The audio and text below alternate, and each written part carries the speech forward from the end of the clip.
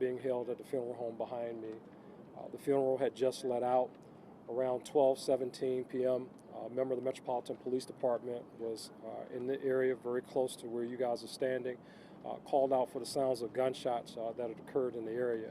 Our member went to the aid of several people. So far, there were 4 individuals who were shot.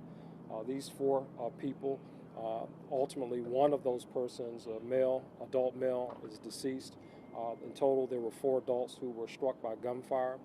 At this point, the Metropolitan Police Department is asking for the community's help. We're asking for anyone who has information to please call us anonymously at 202-727-9099, or you may text us anonymously at 50411. At this point, it appears that several of the people who were in the block were specifically targeted. We're unsure why that is. We're unsure why these people were targeted, more or less why they were targeted at a funeral. We don't understand that. We're looking for the community's help. Our investigators are here.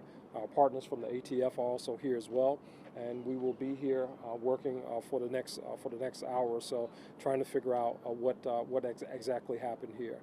That's pretty much the very preliminary information that we have right now. The other 3 people were taken to area hospitals. Right now, the injuries appear to be non-life-threatening injuries, although serious.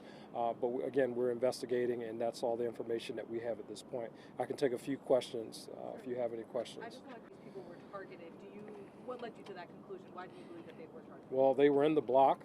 There was a funeral, and we have people who were shot here. We haven't identified a gunman, but it appears that the individuals who were standing in the block were targeted for some reason, and that reason we're not sure. So, Chief, were the suspects in a vehicle driving by and shooting? Were they on foot?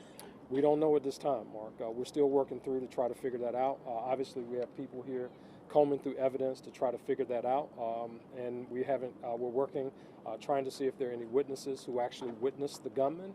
But right now, we know that we have 4 people shot, and somebody fired the shot. We're just not sure who.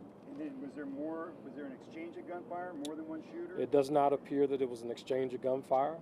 It appears that these 4 people were near the sidewalk here, were struck by gunfire coming from a suspect or suspects, and they were struck by that gunfire. It seems like you had people here. Was that the case? Yeah, so there was an officer right here in the car, right here where this bus stop is. He was in his car here. Again, the funeral had ended. People were milling about when this shooting happened, and we're trying to find out who fired the shots at the end of this funeral. So, Chief, was the officer stationed here because of the funeral? The officer was in the area. The person who is the funeral was for was a homicide victim in the latter part of March. So at the family's request, oftentimes we do when we have homicide victims, we will extend, additional police presence in the area of a funeral. We'll do that. That's routine, not anything that's out of the ordinary, especially when we're talking about homicide victims. So a lot of people who were here before you arrived, immediately after the shooting, were really upset about that.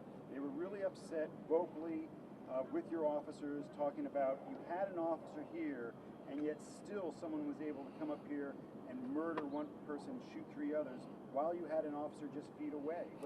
Yeah, I think that speaks to the brazenness of some of the people that we see commit violent acts in our communities. It's the reason why I will keep saying what I have to say about violent criminals. When we have people who demonstrate this level of violence in our communities, quite frankly, I don't think that we make excuses for people who do these types of crimes. I mean, they need to be ultimately held accountable for their actions. And, we need to do the work hard in order to get us there. It's unfortunate that someone would be so brazen to do such an act, let alone at a funeral. I mean, how low can you be of a human being to target other people at a funeral? My goal is to make sure that we're doing everything that we can to track the person or persons responsible down, and we're asking for the community's help in that space. I understand there was another shooting at F Street Southeast. Can you tell us anything about that and what you guys are looking at a connection? So right now, very preliminarily, it doesn't appear to be a connection to that shooting, but we're unsure. This is very early in the investigation. It's not too far away from here. We have officers there on that scene. We have detectives there on that scene trying to get to the bottom of what happened there. Right now, it doesn't appear to be related. But again, if there's information in the community that people are willing to share with us that lets us know that it is connected or is not connected, or who the suspect is in that shooting. That would be very helpful information. Was this family fearful of violence at this funeral? I don't know that they were specifically fearful of violence, but obviously their loved one died as a result of gun violence. So I think it's prudent to that there could be some reasonable fear there for anyone. You don't know who killed your loved one. People have concerns about that kind of thing. And again, like I said, it's not anything out of the ordinary. Our victim services, who oftentimes work with families, families will request that. Sometimes they'll say, we don't want any police near the funeral. We just want to kind of be able to grieve.